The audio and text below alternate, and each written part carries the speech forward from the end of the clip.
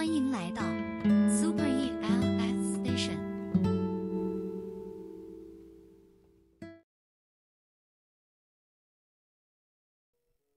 生活中有太多的时刻让我们感到累，走不通的路，留不住的情，过不去的事。但有时候你只需要转个弯，让自己换种心态，不再执着于旧人旧事，就会迎来新的转机。就像那句话说的，一条路走了很久还是走不通，那就改变方向。一段感情相交很久没有得到真诚和善待，那就选择离开。一些事情过了很久依然让你痛苦，那就选择放下。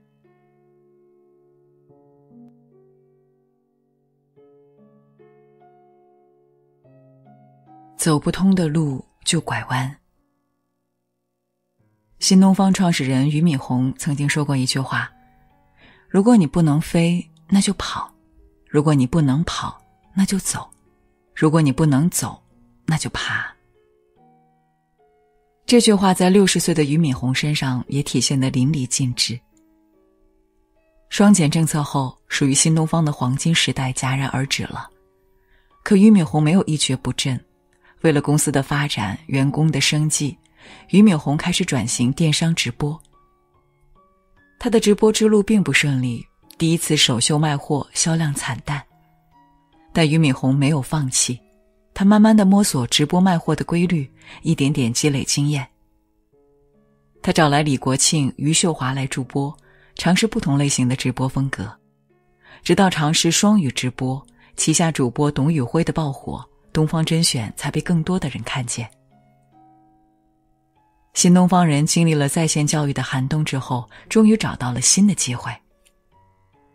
他们的故事也给了很多人绝地求生的勇气。就像有网友所说，如果去年你有关注教培行业的困境是一夜之间突袭而来的，你就会更加佩服俞敏洪老师。他选择拐弯，走进了直播带货的新天地。在人生的长跑里，我们也会遭遇挫折和失败。当遇上了拦路虎，请不要害怕。就像有句话说的，禁止通行的路牌不是要你停下，而是提醒你该转弯了。一条路走不通的时候，你可以选择拐个弯，尝试新的方向。我们改变不了世界的发展和轨迹，但可以改变自己的选择和思维。遇到难题，请拐个弯，继续往前走。不值得的情就舍弃。人这一生会经历很多无能为力的事情，也会遇见一些不被珍惜的感情，被无视，被伤害，被辜负。面对不值得的人和感情，最好的态度或许是及时止损，趁早解脱。民国才女苏青曾在父母的安排下放弃学业，早早结婚。婚后的她为了家庭不遗余力地付出，结婚5年，她为丈夫生下了4个孩子。苏青多年如一日地在家相夫教子，伺候公婆，原以为自己的付出能得到丈夫的体贴，可结婚10年也没换来丈夫的真心相待和家庭的美满幸福。在那段畸形的婚姻里，她被丈夫打骂，被婆婆冷嘲热讽。直到丈夫出轨，小三身怀6甲，苏青才终于认清了现实，摆脱了那段失败的婚姻。离婚后，她重拾写作，凭借作品《结婚10年》一战成名，成为了上海文坛的写作大家。喜欢一个人的时候，我们常常不遗余力地付出，以为努力一点，坚持的久一点，就能换来对方的真心和善待。但在一段不值得的感情里，你越是热情，越不会被珍惜。你越是费尽心思去取悦一个人，那个人越有可能伤你最深。人生漫长又短暂，我们的精力和热情都是有限的。别为了烂人牺牲委屈自己。遇到不值得的人，与其暗暗难过，不如潇洒转身，还自己一片澄澈的天空。只有这样，你才有机会去遇见更好的自己和人生。无法改变的事就放下。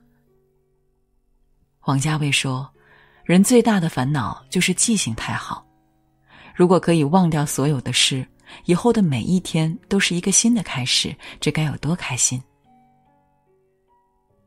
对于那些痛苦的经历，我不想劝你去感激，或是微笑着去回首，但选择放下，其实也是对自己的一种救赎。网友百合分享了自己的一段往事。年轻的时候，她曾和婆婆有过深仇大恨。婆婆重男轻女，在百合生下第二个女儿之后，怂恿着儿子和她离婚。电视里恶婆婆的事件，那些很离谱、戏剧性的事，都在她身上真实的发生过。百合原以为这辈子她都会痛恨婆婆，两个人不会再有来往了。可2年前，婆婆生了一场大病，曾经在她面前趾高气扬的人变得老态龙钟。没有人照顾的时候，百合给她找了护工，周末偶尔也会带着孩子们去医院看望。有人说她大度，这样的婆婆都能原谅。百合说，她一把年纪了，孩子们也都长大了，我不想再用从前那些事来折磨自己。要说没有恨过，应该不大可能，但如果总是揪着过往的那些恩怨不放，又如何去过好往后的日子呢？成年人的世界里，过得去是故事，过不去就是事故。就如鲁迅先生所说，拿得起是一种勇气，放得下是一种豁达。已经过去的事情，除了给自己增添忧愁，并不会发生改变。有些人和事你可以计较，但别过深。有些痛苦你可以沉浸，但别太久。因为生命短暂。我与旧事归于尽，来年依旧樱花开。除了悲伤和痛苦，人生还有很多值得拥抱的东西等在前面。看过一则很有意味的寓言，禅师问弟子，如果你往前一步是死，退后一步是亡，你该怎么办？弟子说，我往旁边去。人生也从来不是一条非此即彼的双行道，除了左和右，还有前和后，除了直行，还有拐弯和掉头。遇到走不通的路就拐个弯，留不住的人就舍弃，无法改变的事就放下。别让自己钻牛角尖，别把自己逼进一条死胡同。当你换种心态，你会发现天地自宽。